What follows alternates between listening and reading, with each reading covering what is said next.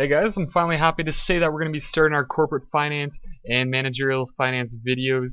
That is because our accounting tutorials are kind of slowly moving to our intermediate courses, and we're going to have to know some financial keywords and equations to kind of value some assets and liabilities. So I thought we'd start on corporate finance, and we begin now so that by the time we reach intermediate finance, we would know already quite a lot about corporate finance. So, to begin, when you think of the word finance, a lot of people think about personal finance. You think about your own bank, maybe Citibank or Bank of America.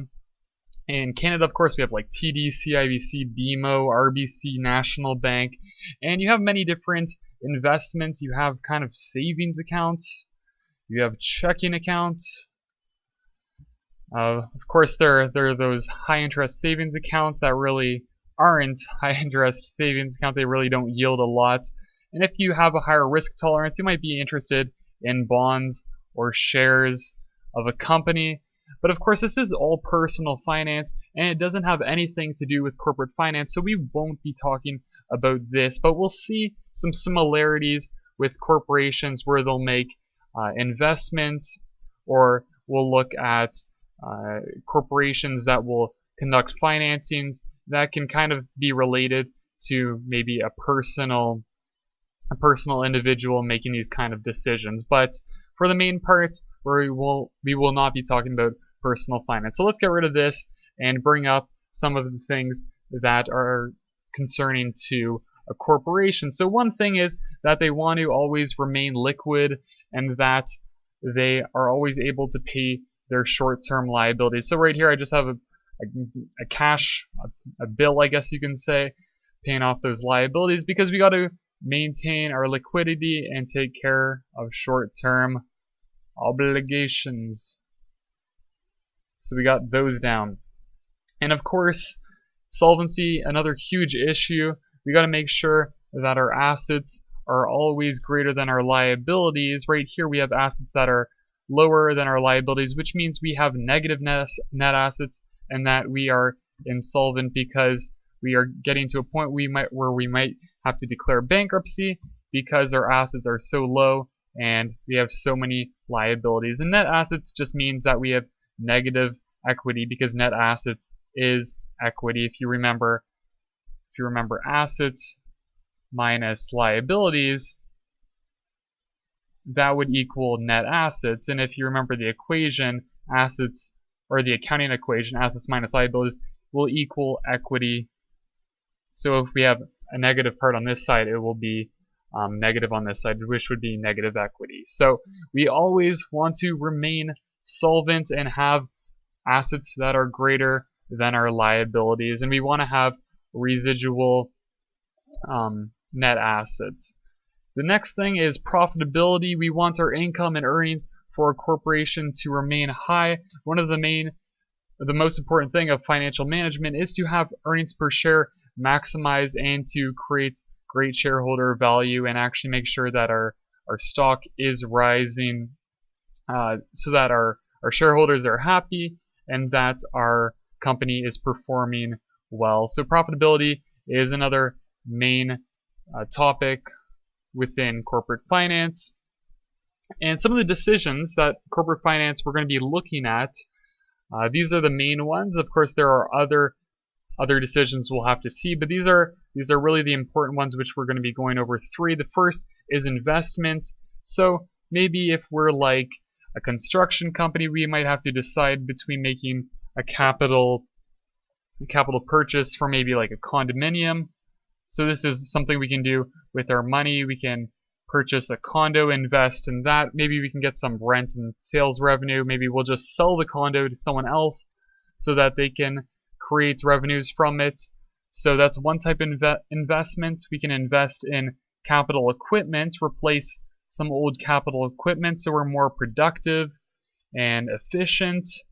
Or if maybe we're not a construction company, maybe we're more of a technological company or a scientific company, and we want to invest in R&D costs because those technological companies' R&D costs are huge. If you remember, between RIM and Apple, you remember who's doing well right now? Well, it's definitely Apple, because RIM, their stock, I think, has went from, I think, $150, $140 down to right now, I think it's trading at $7 today.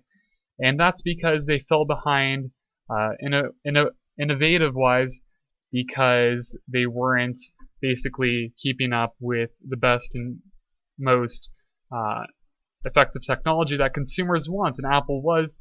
So RIM fell behind.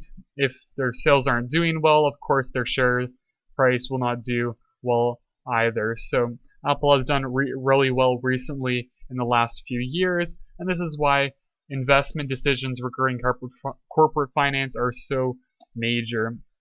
The next thing is, if we invest in something, we have to decide if we don't have enough money to actually cover costs of, let's say, investing in a capital project or R&D costs, we're going to have to get the money to invest somehow, and this can either be done through equity financing, which is giving up some ownership in our company and letting them have a share of the residual assets and profits through dividends.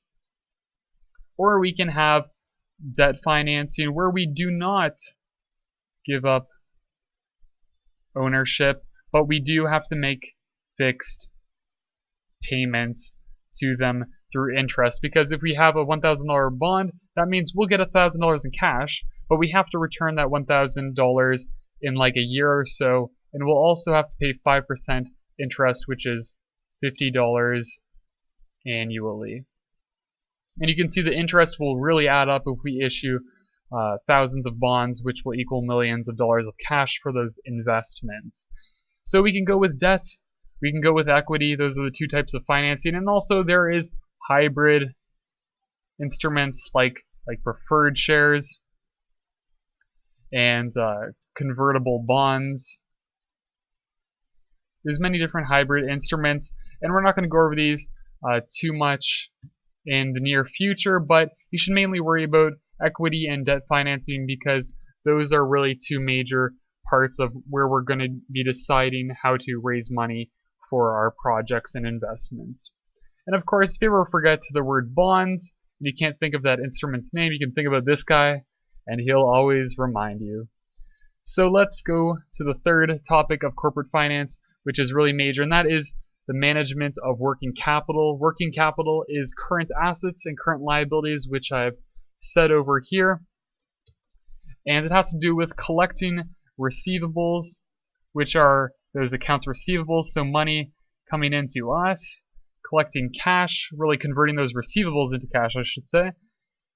Paying suppliers, which is us giving our cash away to essentially suppliers for inventory or other purchases that we've made, because if we don't pay cash on time, interest will accumulate for us not paying on time.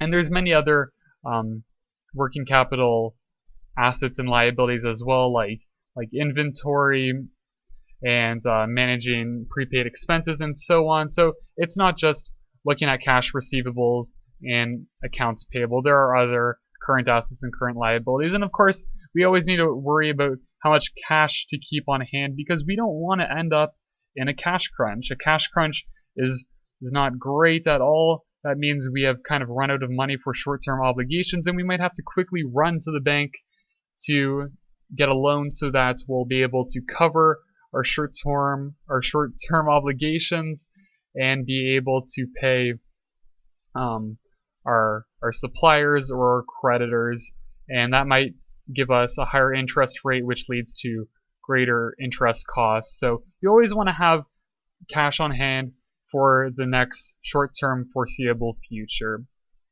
And finally, I should say good financial management, of course, is important to a company, but also the business model, the product, how you treat your customers. Those are all very important to the business. But companies that have done well with corporate finance and managing decisions like investments and financing and capital or working capital are companies that are absolutely huge, like one I should say everyone knows is Apple. Apple is the most valuable company in the world. It has a value of $595 billion.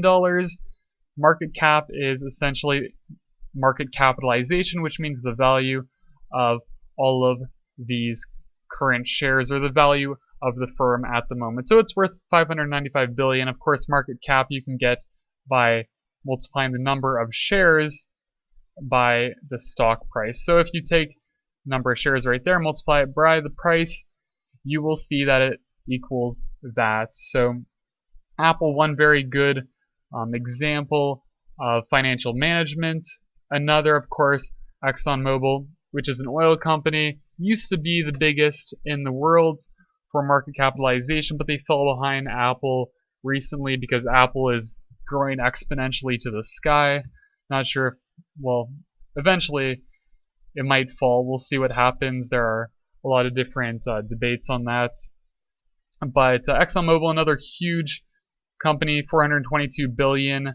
And of course, again, that market capitalization you can get by multiplying shares by the price. So those are two absolutely huge companies, and we're going to be looking at all investment decisions and financing and working capital and many other decisions for corporate finance over all these videos. So a lot of things we're going to be covering in the near future through all the many videos you'll see are things like capital budgeting, what to do with cash and cash flows and cash management. We'll be looking at essentially the time value of money. You might have heard about that in recent lectures, maybe in school, present valuing and future valuing, receivables and different assets.